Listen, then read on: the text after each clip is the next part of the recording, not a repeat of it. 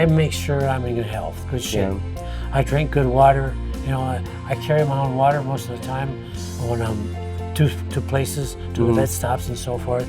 And the key is keeping it simple, I think. Yeah. When I was approaching Cougar Rock in 2015, the girl in front of me, number 178, I saw something fall off her saddle. I said, what in the world was that? And the girl behind me says, looks like vet wrap. Yeah. I said, why would you be, I said, hey, why would you be carrying vet wrap? She didn't answer, because you know, you don't hear so well behind you. And that was before Cougar Rock. And then after Cougar Rock, after we left Robinson, she left Robinson flat ahead of me by a minute or so. And she was a roast beef, you know, she's from England. And I caught up to her because Philwitz just got that good fast trot. And I said, you didn't go over Cougar Rock? She said, no. She says, the owner of the horse told me not to do that.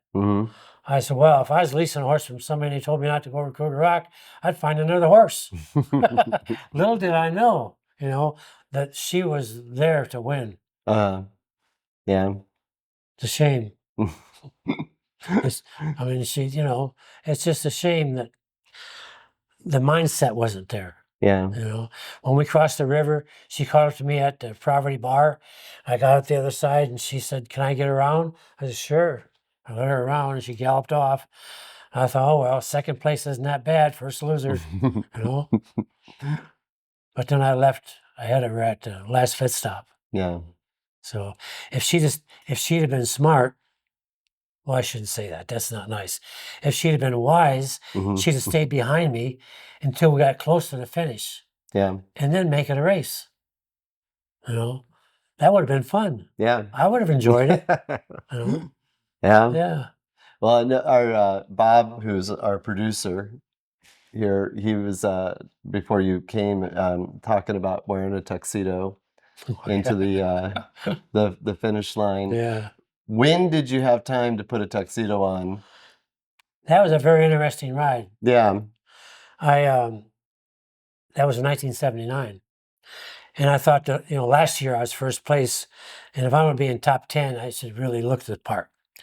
So I had my daughter, Denise, who you remember. I do. I had her meet me at No Hands Bridge. And the funny thing is about that ride, it was really funny because you remember Dave Wasden, farrier? Yeah. Well, every time he saw me coming, he was the first one into Robinson, and he took off ahead of me. And it was a little after 9 when I got there. And when he saw me coming down towards Deadwood, he jumped on his horse and took off. And several times during that day, he jumped on his horse and took off to stay ahead of me. And when we got to the Pointed Rocks vet check, I went in there, and on the way up into that vet check, I had this Boda bag with some whiskey on it. It was cheap whiskey. It was all I could find that my father-in-law gave me. And I poured that in my Boda bag, and I had a couple of swigs, and man, it hit me hard. So I came into Pointed Rocks, and Dawn Seamus and her mother were there, and she said, Potato, you look bad. I said, I am bad. I said, help me. Well, Dawn vetted my horse through, and they poured, she said, what do you need? I said, liquid, you know, water. They poured water down me to dilute that horrible whiskey that was in me. And Freitas, or Wasden rather, he said, now, when we went in there, he said, now I got my chance. Because he saw me down for the count. Right. And he left ahead of me. But see, I had 8 minutes advantage on him. And another rider I was riding with, she had 8-minute advantage on me. So it was Vicky. Vicky, Tom Sherwood's. Okay. Yeah. So all I wanted to do was top 10 because I wanted to get my tuxedo, you know. Yeah. And I didn't care about winning. I wasn't going to win. So when they left, and Dawn says, they're gone and you can leave if you want. I said, okay. I got on my horse and I was out of it. I mean, I was not feeling well, but Kaylana just took off. And we got to No Hands Bridge, and I caught up to them just before that. And we got to No Hands Bridge, the 3 of us crossed the bridge together, and 2 of us were going to be in top 10, but not the 3rd one. See? Oh, boy. And so when I jumped off of my horse, he told me later, he says, I I knew I was going to get top 10 because he would have been out. And I jumped off my horse. Denise handed me my tux. Boom, boom, boom, boom, boom. I practiced on. I got on it, and I got on the horse and took off. I caught him by the dark hole of Calcutta. Yep. And they looked back and saw me. Holy mackerel! When I rode across the finish line, I said, "Anybody for a game of blackjack?" You know, 10th place. You did it. Yeah, Wow. that was funny. Do you miss those days when it was a staggered start, or do you like it the way it is? It's been for It's some better the time way it now. is. Yeah, Yeah, it's the way it's simpler. it just sounds like when you tell the stories, with trying to figure out everybody's times and everything. Maybe it was more. I mean, the stories are always fun to hear because you about just well, they were 8 minutes and 4 minutes but maybe it was a little bit more nerve-wracking than that. And you want to ask, what group are you in? Yeah. You don't do that. But the biggest problem with starting in groups was Drew Barner's figuring out who really won the ride Yeah. and who placed where and so forth. Yeah. That was a big task. That was. Yeah. And you remember the people, the Devers at the finish line, Ralph Deaver. and Betty. That was a big task. Yeah, I could imagine that they were busy trying to calculate All all night this long, stuff. Yeah. That's why you Yeah. never knew until the next morning. What do you think about the weight when they changed the weight? Because that was another kind of a logistical nightmare for Tevis. Yeah. Did it matter to you I never one way or cared. the other? I never cared because I never tried Yeah. to win. But I always happened to bet in about 165 or 150, Right. You 175. may have had to eat a few hamburgers before the ride. No, 175 Okay. was my normal weight. Oh, really? Okay. Okay. Yeah. So one thing, just going back to the horses that you competed on, you bred, you raised. Everybody's looking for that 16-hand Arab, it seems like now. But your horses all pretty much matched 15 hands and maybe even a little under. Yeah. And what are your 15. thoughts on that? As far as do you think that kind of height, does it matter one way or the other, or would you prefer to ride a 14 3-hand horse? Well, think about Seabiscuit Yeah. and look at Cricket. Oh yeah. Yeah. Yeah. El Garbage wasn't that big, good sized. He was not a real big horse either. No. And Hal's tall guy. Yeah. And by the way, talking about my horses, in all these years, I'm the only one that has bred, raised, and won on my own horse. Yeah. And I've really done it with three of my wins, and Fifi was one of mine. Yeah. And That's Fifi. 4 horses. Yeah. And the horse I'm riding this year, she is so closely related to Fayette DeCameo that it gives me goosebumps. So is the 2018 Tevis in your sights then? Oh, of course. Yeah. Yeah. Will it always be in your sights for as long as you can do it? Until July the 26th. Yeah. Yeah. And then it will be 219. Yeah. So it'll always be there. Yeah. And so, at the beginning of this interview, I asked you to, about the first thing that came to your mind when I said the word Tevis. There's got to be more than that. And the mustache. I had to ask about the mustache. I couldn't believe that mustache.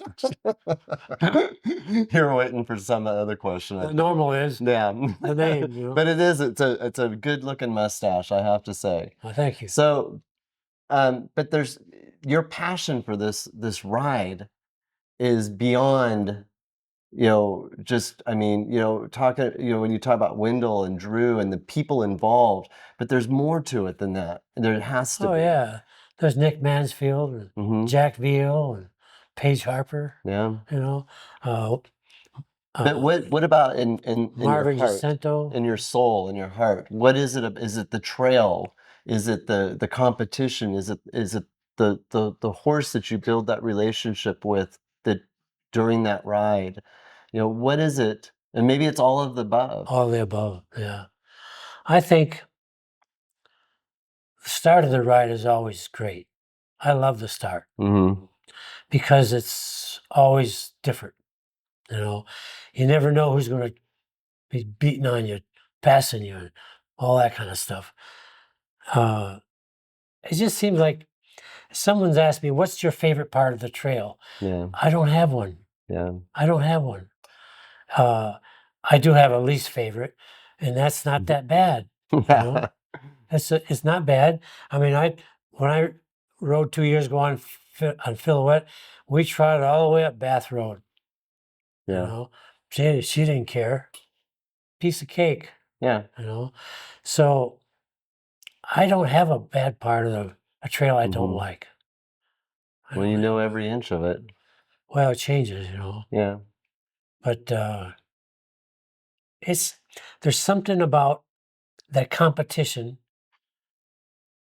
that just gets in your body and your blood and your heart that you can't describe. Yeah.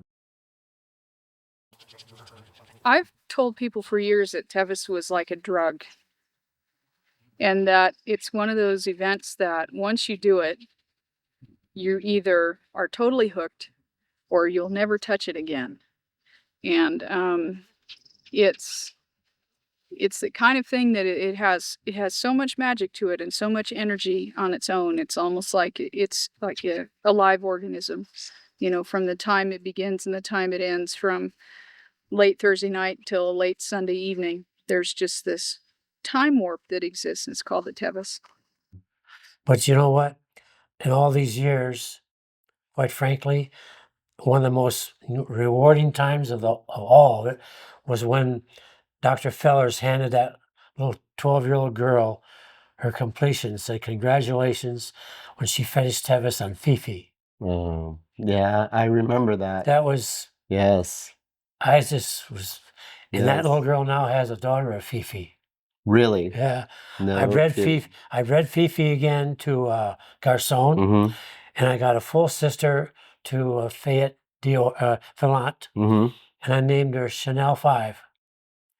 Chanel 5 Dior. Mhm. And she's now owned by that little Out 12-year-old out in girl. Texas, Mhm. weren't they? They came out Yeah. from Texas. I camped next to them, and when she said she was riding Fifi, I went, "Oh my gosh, Yeah.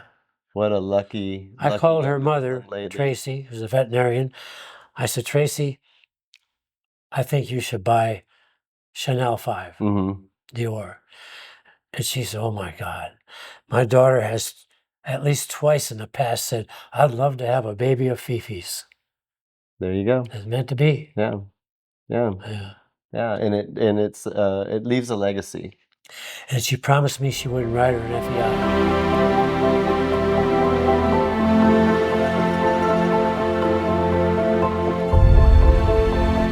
Well, of course, some of them are legendary, like the time he had the head-on crash in Roseville, where a logging truck ran to him and in his Jeep.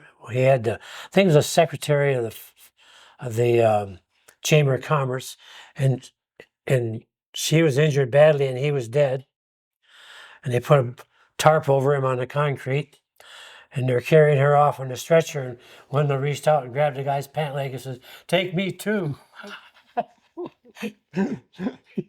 They said, "Hey, this guy's not dead." And then the time when he was making that video, Oh, he got ran over by he got the ran over. oxen. Yeah. Yeah. Yeah. Well, he was a tough bird. What was that? Huh? They were making a video for Hart Federal for the bank. It was a commercial. Yeah. And part of the commercial, because it was about the gold miners and Team of Kenny horses and a West and Calistoga wagon. and there was a team of oxen, and I think he might have been leading the team of oxen or part of, I Yeah. don't know what, but do you remember that part of the story? Well, what happened is he tripped, Okay. and they think the wagon ran over part of his leg or something. Yeah. You know. It was- Yeah. It hurt him. It hurt him pretty good. but you know, Wendell was really an incredible person. And there's a book out about him, and I refuse to read it because it's other people's opinions. And I knew him. I remember the 20th the bicentennial ride, 1976. He and I and Drew Barner and Ann Benzies rode all the way down from Drew's house in Auburn Lake Trails down to Rucky Chucky and back. It was a beautiful day, you know. And I remember things that he did and would say that were just, he just it was so brilliant. And one day, we'd hauled trailers, hauled horses down to Slager Mine to work on the trail. Page Harper and the guy who owned Robinson, Mm-hmm. who owned the Linda's Bakery, and a bunch of us went down to work on trail. And Wendell got the chainsaw out, and he says, this hasn't been used in a while, and probably the gas is evaporated down a bit, so we need to add more gas in it because the oil and gas mixture. He says the oil doesn't evaporate, but the gas does, so just fill it back up with gas. Mm-hmm. You know, I mean, the guy was, Yeah. and then fill up the chainsaw. We went working on trail, and he was just on top of it. Yeah. And Well, I think he was such a great historian. And I was riding this weekend on some of the Tevis Trail, and I was thinking about how lucky we are to have the trails that we have, and incredible trail network that we can just go out and enjoy, whether we're conditioning or just out enjoying on our horses or anything else, biking anymore. But a lot of those trails existed because they were minor trails. I mean, they were just riddled. Our whole area was riddled with these minor trails. But it was Wendell who rediscovered them. yeah, And because he was such a historian. him and Jim Larimer. Yeah. And in those years, I was on the board, and every year for quite a few years, at the end of the year, he'd say, "Potato, we have 2 reservations. I need 2 more people for the board. Mm-hmm. Make me a list." And I remember one year I said, "You should put Jim Larimer and Hal Hall on the board." Mm-hmm. He says, Hal Hall works for me. Mhm. So I don't need to be on the board. Yeah. And Jim Larimer's already involved with the run. Right. And I said, "Well, what about this guy here? Who is that guy?" He's in Washington, D.C. He says, his grandfather used to be the governor of California, and he's in charge of the Forestry Service. We need him on the board. Yeah. I said, "Well, he never comes to board meetings. You don't need to come to board meetings." just have Wendell his name. knew the touch. Well, he was connected with Ronald Reagan, Mhm. Richard Nixon, Yeah. very politicians all around with and big bank owners. That's why we have the Tevis Yeah. and the Hagen, Yeah. and it was and he knew how to use that Yeah. to get things done. It's like he said to me one year, he said, "Listen, I want you to escort Governor Reagan on the Tevis." Mm-hmm. I said, "Really?" He said, "Yeah, if he could show the nation that he can ride this 100-mile ride, he can show him he can be the president of the United States, not just the governor. So I want you to." Uh-huh. He sent a letter to Reagan, Yeah. and of course Reagan probably got, who knows, because he was a cowman, he was a horseman. Yeah, he was a great horseman. Yeah. Yeah. But probably because of the security for the Mhm. governor and all that, the complications. I actually read that letter. You did? Yeah, and it was, he said that he talked about the beauty of the trail, the beauty of the Sierras, but he said, unfortunately, due to my busy schedule, I don't know if I'd ever have time to do it. Yeah. And they called me Robert Mm-hmm. on that letter. And, Mhm. and Nelson, the fellow who was the head of the caucus, the Republican caucus, presented to Reagan. And Reagan said, "Robert." And Nelson said, "Yeah, that's Potato." He says, "Potato's name is Robert?" But of course, that would have been cool, Oh yeah. for the governor to ride. Oh, it would have been great. Yeah. We need a politician to ride this ride. The next president needs to ride this ride. I Yeah. think it'd be good for him or her. Well, the fact is, and I'm still amazed, people still Oprah has all over the world. horses. Oh, Oprah has horses. she does? Yeah. Really? Yeah. But people all over the world are still contacting me. I got a message just this morning early. Someone in Mexico City Mm-hmm. wants to ride Tevis. Yeah. Been following me, etc., etc. This has gotten bigger and bigger, Oh, bigger and bigger, yeah. and that kind of blows my mind. We may not have hit the peak in our ride in particular, as far as worldwide people wanting to come out Really? and do it. I don't think so. I think it's still growing. It's You know? amazing. Yeah. It's still, I mean, the last time I won, a woman called me up. She said, you know, Potato, my daughter, they live 4.5 hours away. She said, my daughter was following you all day. And she said, Mom, I want to go to the finish line. See, we drove 4.5 hours so she could watch you win. And I was taken back by that, because when I won and I got off my horse, there were at least 6 or 7 children who wanted an autograph with me. I thought, wow, you know, and those are little kids I'm talking. Mm-hmm. So that's our future riders, It is. you know, that's our future riders. It's amazing. Yeah. And so to keep them alert and doing what we want, we need to keep the sport like it is. We don't need more fancy stuff, you know, and we don't need these people who are insisting on winning. Somebody's going to win every race, but so what? Only one, you know, and the sport is still going to be the sport. I mean, people now, the limited distance rides are getting very popular, Mm-hmm. but that's because a lot of us are getting older.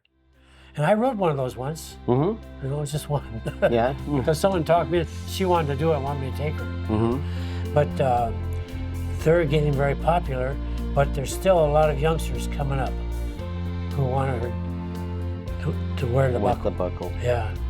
That's right. Well, Potato, thank you so much for this interview. I really appreciate you taking the thank you. time and sharing.